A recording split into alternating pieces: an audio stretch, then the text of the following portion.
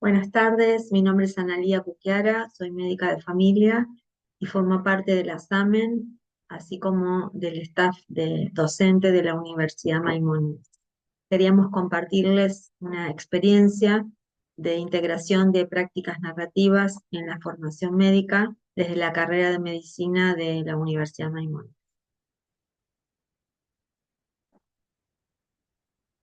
Desde el año 2006-2007 empezamos a incorporar pacientes estandarizados en la carrera a fin de iniciar la actividad para el desarrollo de habilidades de comunicación en un ciclo de entrevistas.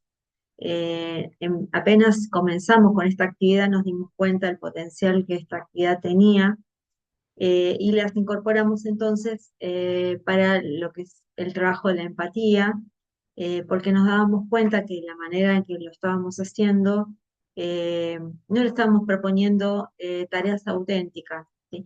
Los estudiantes en general aprendían un libreto para realizar una estación de COE, lo hacían bastante bien, lo aprobaban, aprendían técnicas para parecer empático, pero que estaban bastante lejos de entender lo que era la experiencia de enfermar del paciente. Entonces, eh, nos propusimos, a partir del impacto inicial que tenía el trabajo con estas actrices, en donde venía la paciente y tenía una queja, pero tenía una dolencia, y tenía una angustia, y tenía un miedo, y tenía una familia, y tenía un miedo por un trabajo que perder, eh, y los estudiantes, bueno, se enfrentaban a esto, no solo tener que diagnosticarle y tratarle algo, sino un contexto. Empezamos a pensar que esta actividad novedosa tenía que transformarse en algo más, en algo así como un pilar fundamental en la formación de nuestros estudiantes. Y así fue como nos propusimos incorporar lo que en ese momento no sabíamos, eran prácticas narrativas como un eje transversal para poder favorecer la reflexión y el reconocimiento de un paciente, del paciente como sujeto más allá de la enfermedad.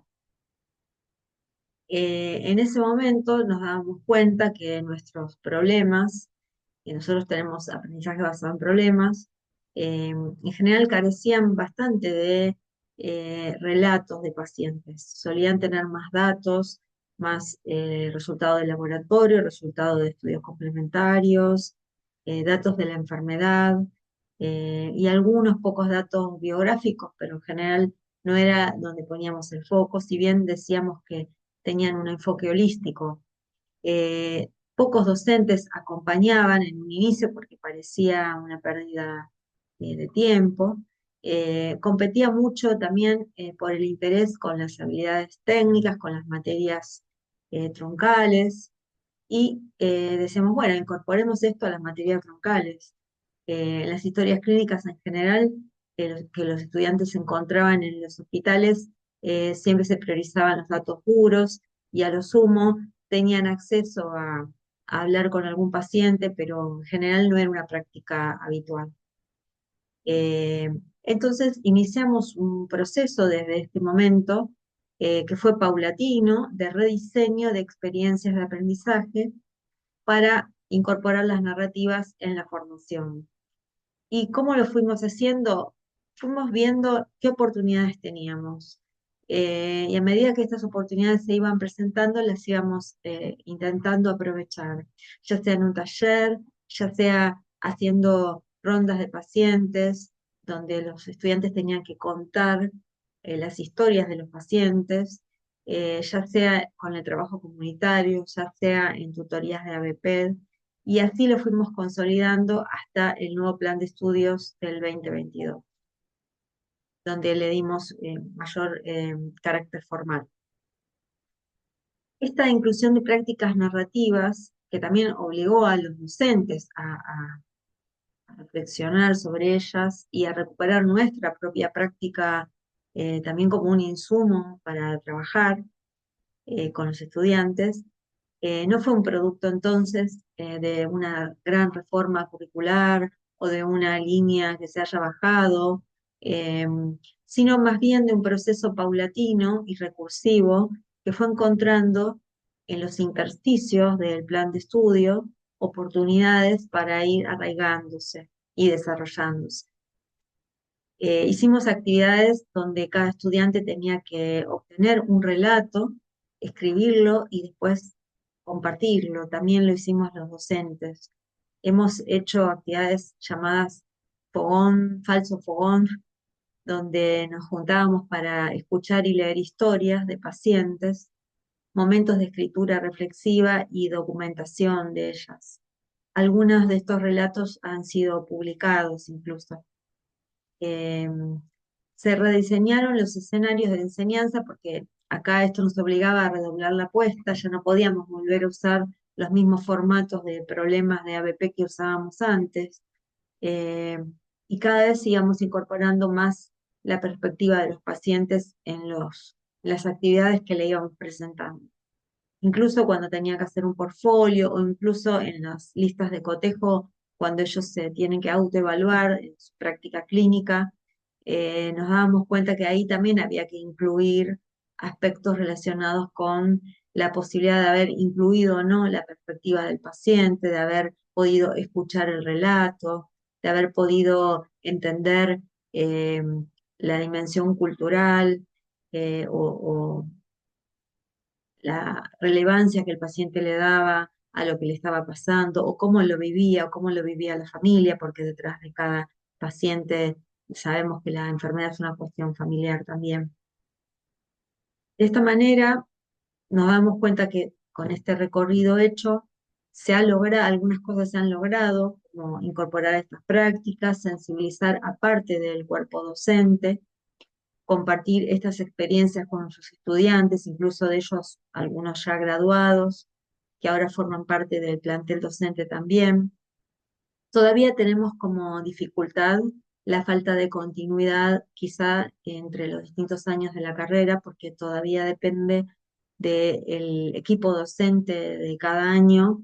Eh, Algunos años tienen mayor inclusión de estas prácticas que otros, y esto tiene que ver también con nuestros propios modelos mentales. Como conclusión, la experiencia evidencia todo el tiempo, nos muestra el potencial que las narrativas tienen para generar resonancias entre los estudiantes y también entre los docentes, y queda el desafío de terminar de incorporarlas, sostenerlas, darles continuidad y de adquirir los docentes como cuerpo docente competencia narrativa para que nuestros estudiantes, cuando tengan ejercicio profesional, también tengan competencia narrativa.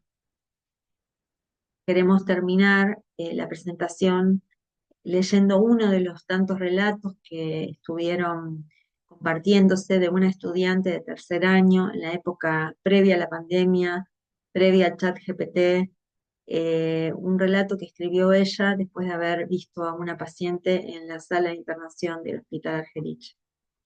Y dice así: Yolanda nos estaba mirando, algunos compañeros le sonreían con sonrisas como las que se ven en los comerciales de pasta de dientes. Alguien trató de hacer una broma, pero a Yolanda no le gustaban que le hicieran preguntas. Nos miró con sus ojos marrones brillantes y moviendo sus brazos delgados y fuertes, nos dijo que tenía la cadera fracturada e insuficiencia cardíaca. Nos miraba fijo a los ojos y con toda la honestidad nos preguntó: ¿por qué no se permite el suicidio asistido? ¿Por qué no se permite el suicidio asistido en Argentina como en otros países? Estoy cansada de vivir, ya viví mucho, decía, un poco enojada. Yolanda se veía lúcida, hablaba con voz fuerte y determinada. Tenía ojos de adolescente rebelde y movía sus brazos con mucha energía cuando hablaba. A la médica le sorprendió su pregunta y le contestó: ¿para qué estamos nosotros acá? Estamos para ayudarte a vivir.